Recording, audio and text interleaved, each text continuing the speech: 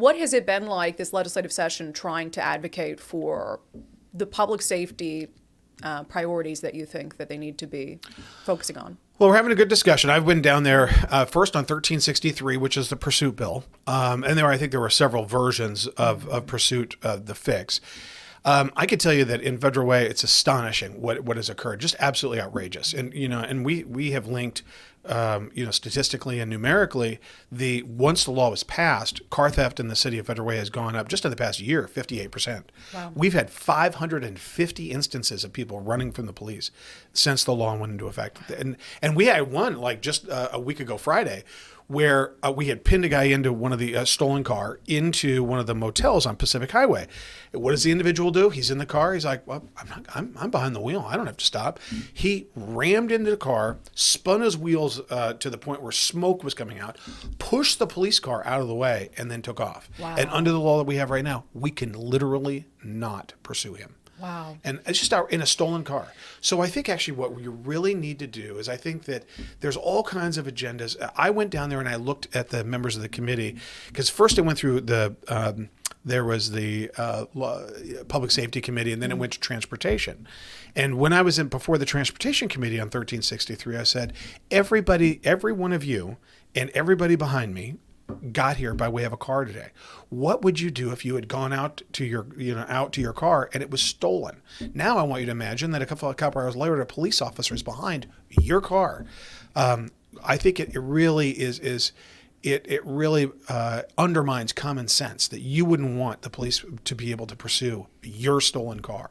And most of it, I said most of the people that are on the dais and in the audience would be able to absorb that loss. The people that are not are the people that are really, working class people that do not have the ability to absorb that major loss. Car theft, since this law went into effect, has gone up 88% statewide. It's outrageous.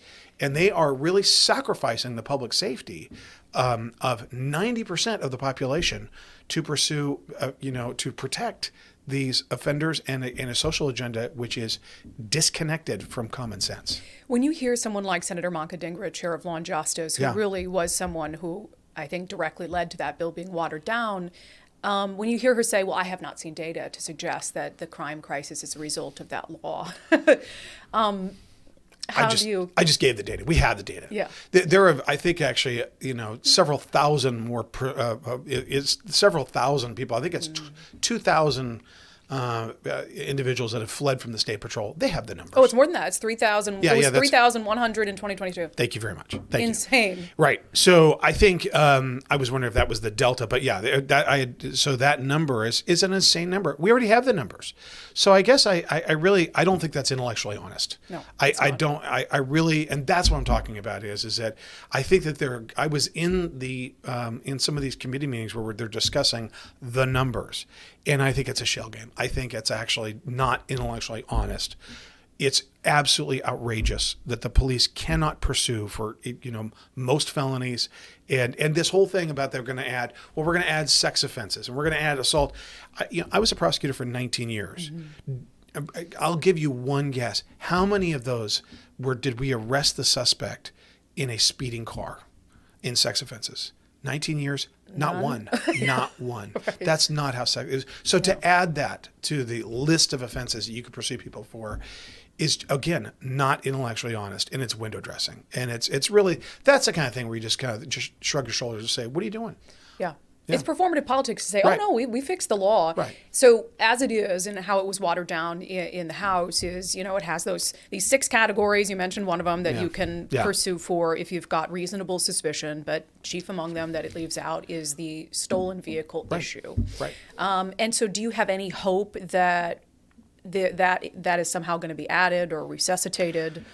Well, I was recently told that if we try to we've got lobbyists down there, and I've been told by our people in the know that if we try to hang the amendment on the bill on the floor, that'll likely kill the bill. Mm-hmm.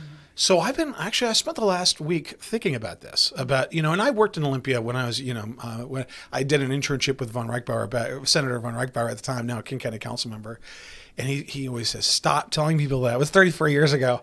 And, he's been involved for 50 years now. He'll be really mad if he hears this. He was appointed to the state senate in 73, and he's a great friend and mentor, good Republican. And when I was down there in 89, in the sessions that I worked since then, and my time in politics since then, over the course of 30 years, Olympia is a place in which people engage in incrementalism, and that you don't always get, as a Stone say, you don't always get what you want, but you get what you need. And I think we're starting to move in that direction. So that's the long way of saying something on 1363, something's better than nothing. Well, let's just start with something. I think the perfect would be to add either all felonies that they could pursue for, because these are law enforcement officials, or at a minimum, stolen vehicles. Maybe next session.